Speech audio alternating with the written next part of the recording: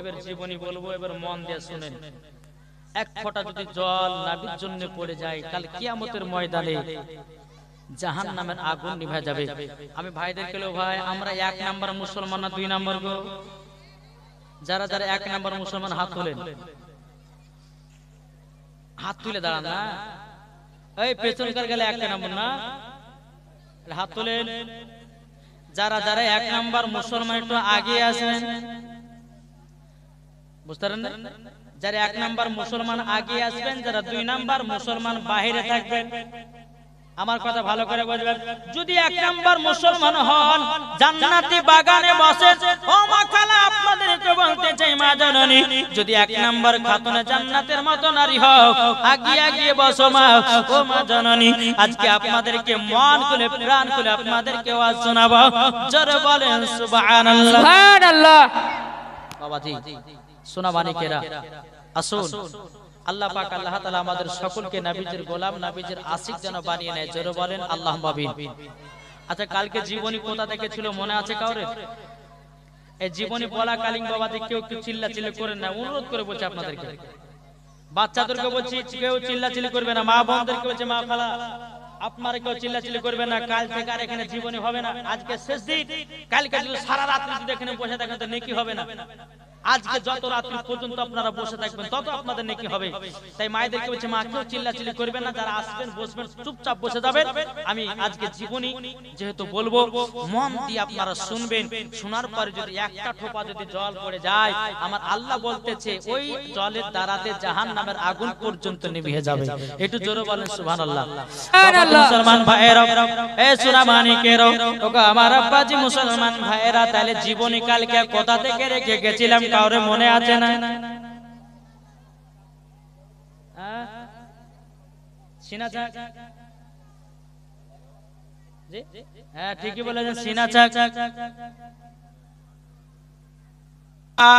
তোরা দেখে যা আমিনা মায়ের ঘরে, তোরা দেখে যা আমিনা মায়ের ঘরে, এলো আল্লাহর হাবিব বড় রবিউলে, এলো আল্লাহর হাবিব বড় রবিউলে, তোরা দেখে যা আমিনা মায়ের কোলে, তোরা দেখে যা আমিনা মায়ের কোলে, নবী এলেন দুনিয়াতে,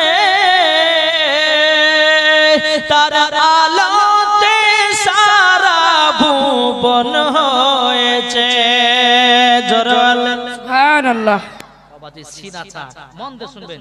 ও মা খালা চিল্লাচিল্লি করবেন না মা, যদি চিল্লাচিল্লি করেন তো বাড়ি চলে যান, যত পারবেন চিল্লান গা নাকি গো। মা বোনদেরকে বলছি আজকে তো কয়েকটা মশলা আপনাদেরকে বলবো। মাথার চুল কাটা চলবে কি চলবে না? মহিলাদের মাথার যে চিরুনি দিয়ে চুল আঁচড়ায়, আর সেই চুলগুলোকে আপনি ফেলে দিবেন না কি করবেন ইনশাআল্লাহ বলবো। মহিলাদের মাথার চুলের কত দাম ইনশাআল্লাহ আজকে বলবো। যদি মন দিয়ে শুনেন তাহলে বলবো, আর যদি মন দিয়ে না শুনেন তা অল্পের মধ্যে ওয়াজ আমি ছেড়ে দিয়ে চলে যাবো কিন্তু বাবুজি। চলুন সিনাচাক আমার খাতুনে জান্নাত। আমি মায়েদেরকে বলতে চাই মাগো, আপনার হলো খাতুনে জান্নাতের মতো নারী। আর যারা খাতুনে জান্নাতের মতো নারী হবে বাবাজি, তারা কখনো চিল্লা চিল্লি করবে না নাকি গো। এদিকের মায়ের এখানে কারোর মুখ মানে খোলা নাই, যত খোলা আছে পেচকার গেলে নাকি। চুপচাপ শুনবেন আমি কথাগুলো কি বলছি। আজ একবারে দামি দামি আপনাদের কাছে কথা বলবো, যেহেতু শেষ দিন। আমার নবী মুস্তাফাকে 3 জনা সাদা লিবাস পরে পাহাড়ে ধরে নিয়ে গেছে। মা হালিমা রাদিয়াল্লাহু তাআলা আনহার বেটা বেটি গিয়ে বলছে মা গো, আজকে আমাদের দুধ ভাই তো ঘটনা ঘটে গেল। বলে কি হয়েছে? বলে কথাটা হলো, বলে মা গো, আমরা নবীকে বসিয়ে রেখে দিয়া আমরা ছাগল চড়াতে গেছিলাম, আর 3 জনা সাদা লিবাস পরে ভাইকে ধরে নিয়া যেন পাহাড়ের উপরে চলে গেল। হযরত মা হালিমা রাদিয়াল্লাহু তাআলা আনহা তিনি বলছে বেটা গো, আমি তো আর আমিনার সামনে মুখ দেখাতে পারবো না, যদি আমার দুধ বেটার কিছু কিছু হয়ে যায় আমি তো আর আমিনার সামনে মুখ দেখাতে পারবো না। বাবাজি মুসলমান ভাইরাও, এ সোনা মানিকেরাও, মা হালিমা রাদিয়াল্লাহু তাআলা আনহা তিনি বাবা এক পা দো পা করে যখন বাবা আপনার চলতে লাগলো পাহাড়ের কাছে, যেতে যেতে যেতে আমার নবী মুস্তাফা পাহাড়ের উপরে বসে আছে। এদিকে মা হালিমা বলছে গো দুধ বেটাও জলদি করে পাহাড় থেকে নেমে এসো। আমার নবী মুস্তাফা এক পা দো পা করে পাহাড় থেকে নামলো। মা হালিমা বলছে বেটা তোমার বুকে নাকি ছুরি ঢুকিয়েছি, কি জানো গোশতের টুকরা বের করেছি। আমার নবী বলতেছে বলে মা গো আমাকে তিনজনাতে সাদা লিবাস পরে জানো পাহাড়ের উপর ধরে নিয়ে গেল, আমার বুকে একটা ছুরি ঢুকালো গো মা। গো মা জননী ছুরি ঢুকায়ার পর কি জানো একটা গোশতের টুকরা বের করে দিল। তখন মা হালিমা বলছে বেটা দেখি তোমার কাটার ডাকতে দেখতে যায়। যেমন জামা খুলে দেখেছে আল্লাহর কি কুদরত, চুল পরিমাণের বাবাজি কাটার দাগ নাই। জোরে বলেন সুবহানাল্লাহ। বাবাজি মুসলমান ভাইরাও, এ সোনা মানিকেরাও, মা হালিমা রাদিয়াল্লাহু তাআলা না তিনি বলতেছে বলো গো বেটারাও তবে শোনো গো তোমার আজকে 6 বছর হয়ে গেল, আমি আর আমার বাড়িতে রাখবো না। যদি তোমার কিছু হয়ে যায় আমি আমিনার সামনে মুখ দেখাতে পারবো না। যখন এই কথা বললো বলার পরে বেরাদ ইসলাম মুআদ্দাস সামানিকেরাও, মা হালিমা রাদিয়াল্লাহু তাআলা আনহা বাবাজি নবীকে সঙ্গে করে নিয়ে বাবা যখন আপনার মক্কা চলে গেল, চলে যাওয়ার পরে বলছে বলো গো আমিনা আমি তোমার বেটাকে আমার বাড়িতে 6 বছর রেখেছিলাম। ওগো আমিনা তোমার সন্তানকে তোমার বুকে দিয়ে গেলাম, নাও তোমার সন্তান নিয়ে নাও। বেরাদ ইসলাম মুআদ্দাস সামানিকেরাও, এদিকে মা আমিনা রাদিয়াল্লাহু তাআলা আনহা তিনি বলতেছে বলো গো আমার আমি হালিমা তবে শোনো গো শোনো একটু আমার আব্বার কাছে দেখে যাও। মা হালিমা রাদিয়াল্লাহু তাআলা আব্দুল মুত্তালিবের কাছে গেলেন, যাওয়ার পরে বলছো গো আব্বা হুজুর আমার বাড়িতে তো আপনার পোতাকে 6 বছর রেখেছিলাম, আমার দায়িত্ব শেষ, আমাকে এবারে বিদায় দেন। হযরত আব্দুল মুত্তালিব বলতেছে বলো গো আমার হালিমা বিটি তবে শোনো শোনো তুমি আমার পোতাকে 6 বছর মানুষ করেছো, তোমাকে তো কিছু দেওয়া লাগবে। মা হালিমা বলছে বলো হুজুর গো আপনার পোতাকে আমি মানুষ করি নাই, আপনার পোতায় আমাকে মানুষ করেছে। সুবহানাল্লাহ। বেরাদার ইসলাম মুআদ্দাস সাবানিকরাও, এ সোনা মানিকেরাও, যখন বাবা দিয়ে কথা বলো হযরত আব্দুল মুত্তালিব বলছে বলো গো হালিমা ও গো হালিমা তবে শুনে নাও তোমাকে 6 বছর মানুষ করেছে মানে। মা হালিমা বলছে বলে হুজুর গো আমি যখন আপনার পোতাকে আমার বাড়িতে নিয়ে যাই আল্লাহ এত বরকত দিয়েছিল, আল্লাহ এত বরকত দিয়েছিল 3 বেলা 4 বেলা খেলে পরে আমার বাড়িতে খাবার কমতো না। সুবহানাল্লাহ। বেরাদার ইসলাম মুআদ্দাস সামানিকরাও, এদিকে আব্দুল মুত্তালিব বলছে গো হালিমা তবে যাই হোক না কেন আমি তোমাকে কিছু ইনাম পুরস্কার দেব। হযরত আব্দুল মুত্তালিব বলছে গো হালিমা আমি তোমাকে এক নয় দু নয় 100টা উট দিয়ে দিলাম। জোরে বলেন সুবহানাল্লাহ। মা হালিমা বলছে আল্লাহ আমাকে তো 100টা উট নিয়েছে, 100টা উটের লাগাম তো লাগবে কিন্তু টাকা নাই। মা হালিমার মনটা খারাপ। এদিকে আব্দুল মুত্তালিব রাদিয়াল্লাহু তাআলা আনহু তিনি বলতেছে বলো গো হালিমা তোমাকে 100টা উট দিয়েছি, তোমার তো খুশি হওয়ার দরকার, কিন্তু গো হালিমা তোমার মনটা এত খারাপ কেন? হালিমা বলছে বলো আব্বা হুজুর গো আপনি যে আমাকে 100টা উট দিয়েছেন, উটের তো লাগাম তৈরি করতে টাকা লাগবে। হযরত আব্দুল মুত্তালিব রাদিয়াল্লাহু তাআলা আনহু তিনি বাবাজি একটু সোনার পুরিয়া মা হালিমাকে দিয়ে দিল। এ হালিমা যাও এই সোনাটা বিক্রি করে তুমি 100টা উটে লাগাম তৈরি করে নেওয়া। জোরে বলেন সুবহানাল্লাহ। মা হালিমা 100টা উট যখন কয় পে নিয়ে যাচ্ছে রে বাবা, আর মা হালিমার প্রতি যে নারী গেলে হিংসা করতে রে মা, ওই নারী গেলে বলছে কি ব্যাপার হালিমার কাছে এত উট কোথা থেকে আসলো? বলছে হালিমা গো এ হালিমা তুমি 100 উট পেলে কোথা থেকে? মা হালিমা বলছো গো বোনেরা, আমি যে ছেলেটা আমার বাড়িতে আমি রেখেছিলাম, কিনা দাদু জান 100টা ওট দিয়েছে এবং সোনার পুরিয়াও দান করেছে। সুবহানাল্লাহ। ওই নারীগুলো বলছে হায় হায় ছি ছি, আমরা কি ভুল কাজ করলাম। আমরা যদি নবীকে বাড়িতে নিয়ে আসতাম তো 100টা ওট পেতাম, আমরা সোনার পুরিয়া পেতাম। আল্লাহ বলছে বলে ওরে নারীরা রে, হালিমা যে হালিমা, নবীকে পেতে গেলে কোন তোহারা দোহারা মর্জিনা সরজিনা পাবে না।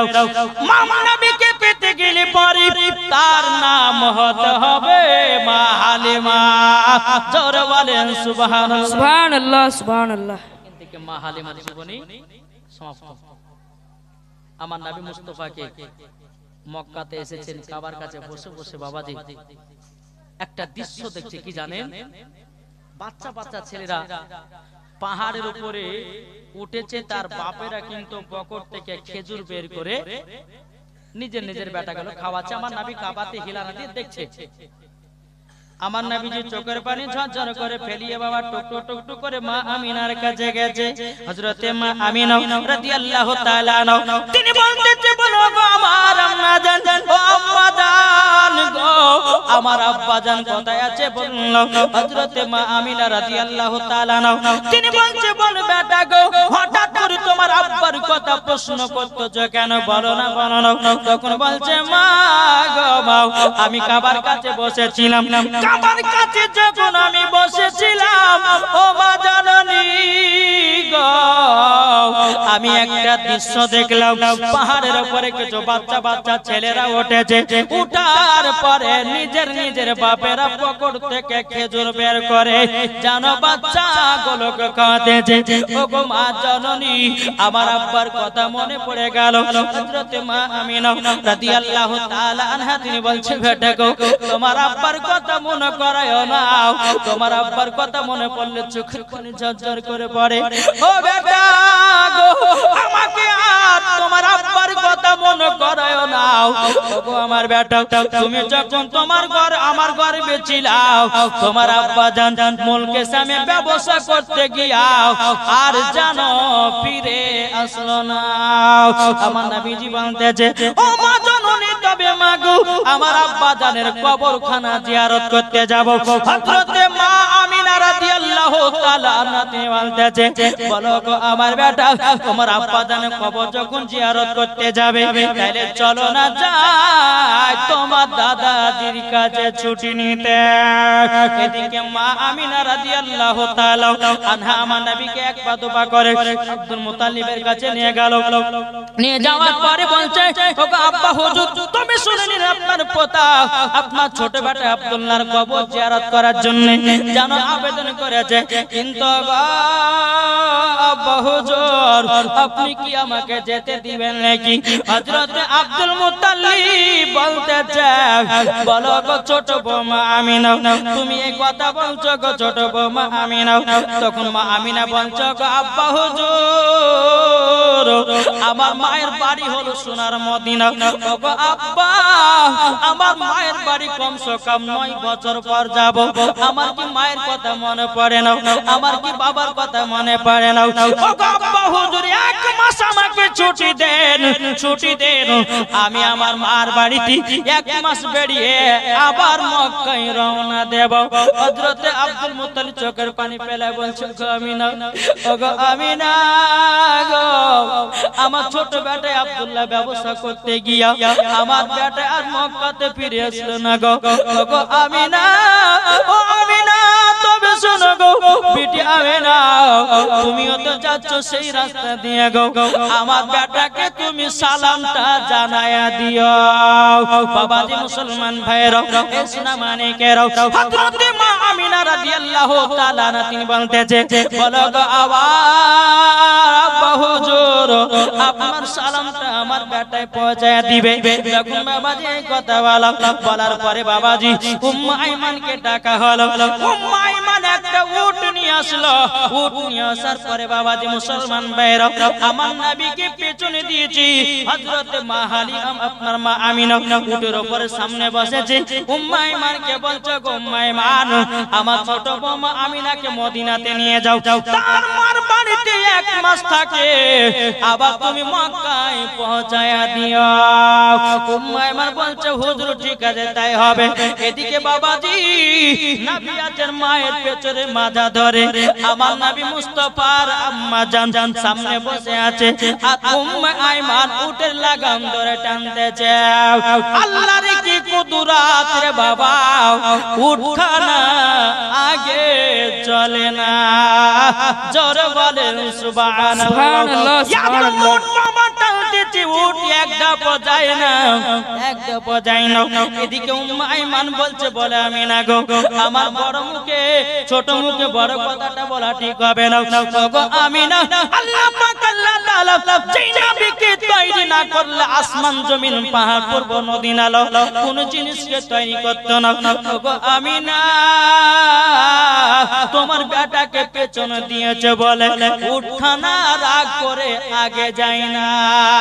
জোরে বলেন সুবহানাল্লাহ। সুবহানাল্লাহ, সুবহানাল্লাহ। মা আমিনা পেছন থেকে নবীকে নিয়ে সামনে দিল।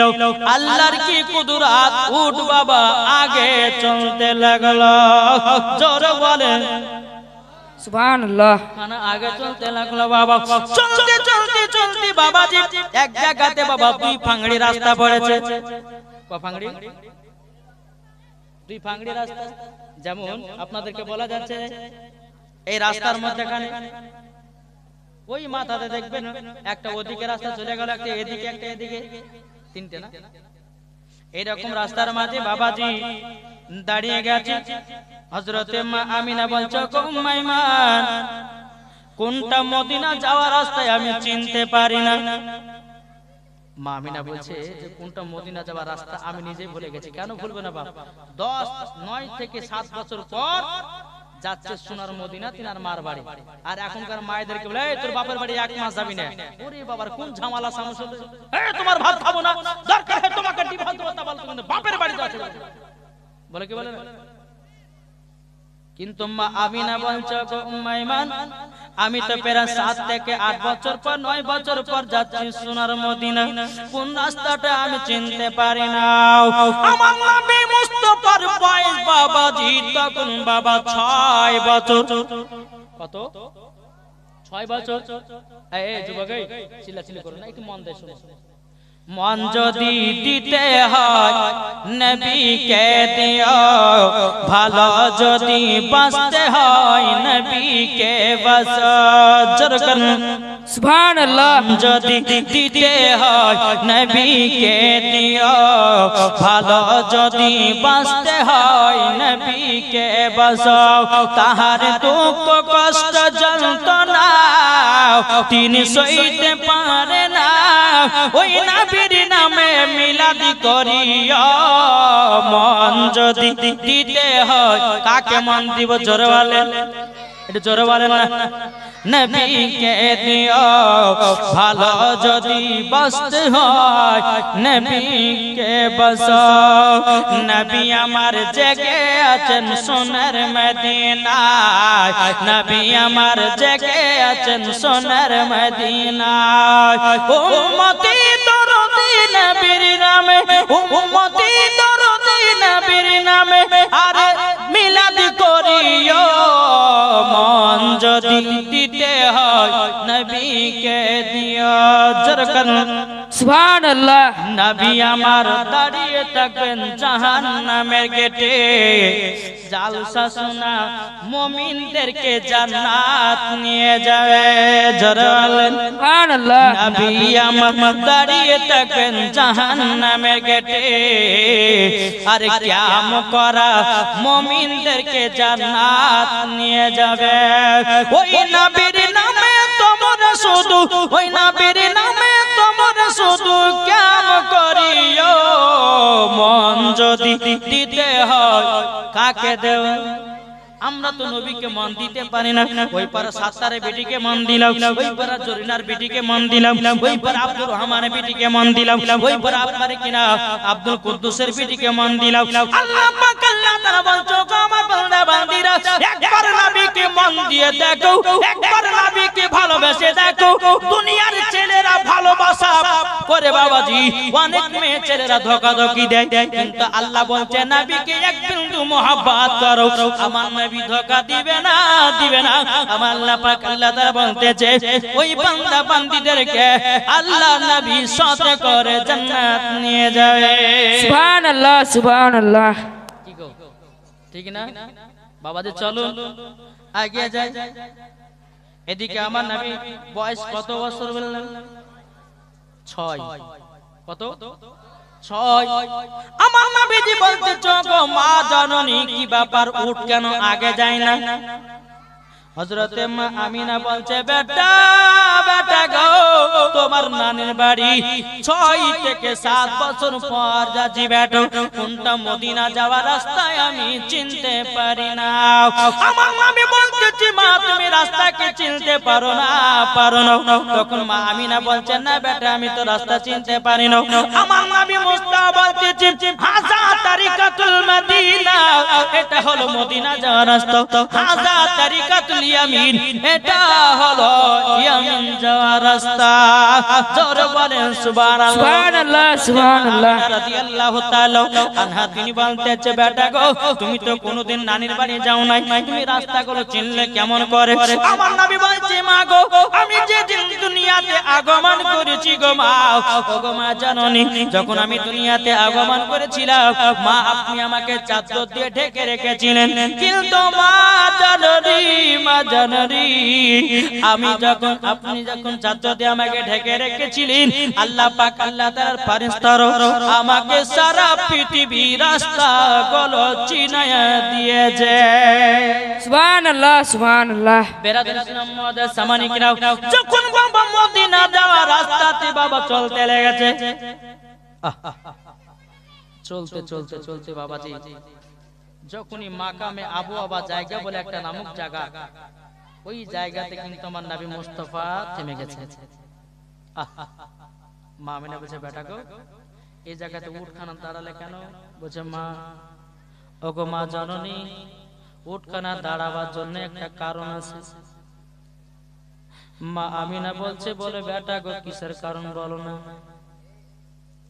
ও বেটা কিসের কারণ বলো?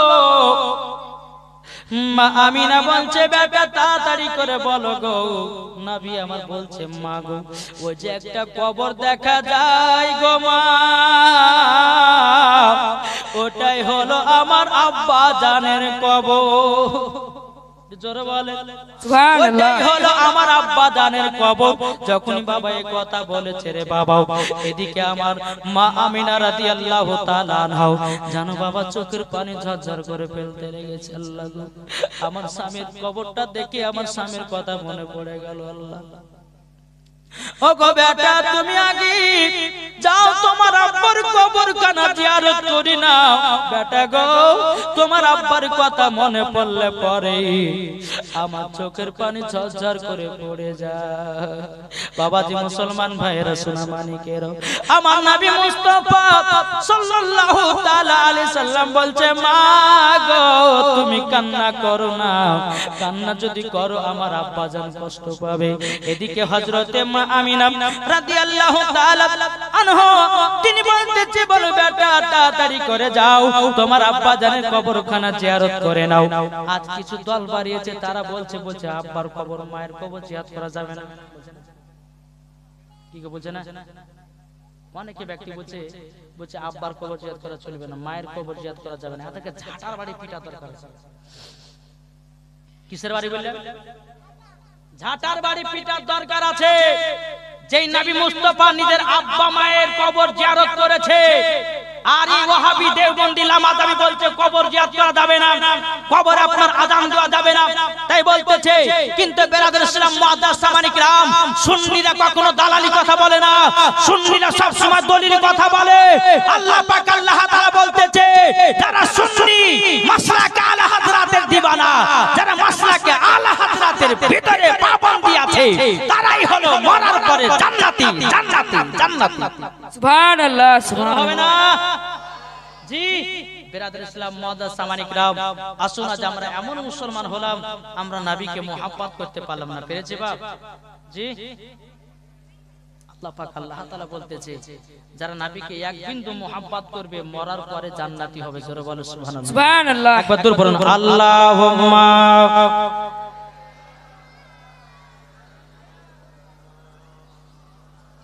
মাওলানা মুহাম্মদ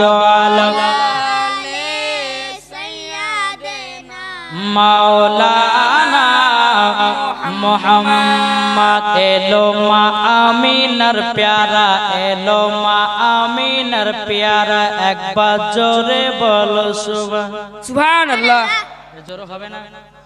এলো মা আমিনার প্যারা, এলো মা আমিনার প্যারা, আকাশ ভরা চন্দ্র তারা দেখে আত্মহারা, এলো মা আমিনার প্যারা, এলো মা আমিনার প্যারা, আল্লাহ যাকে রহমত করে পাঠালো জগতে।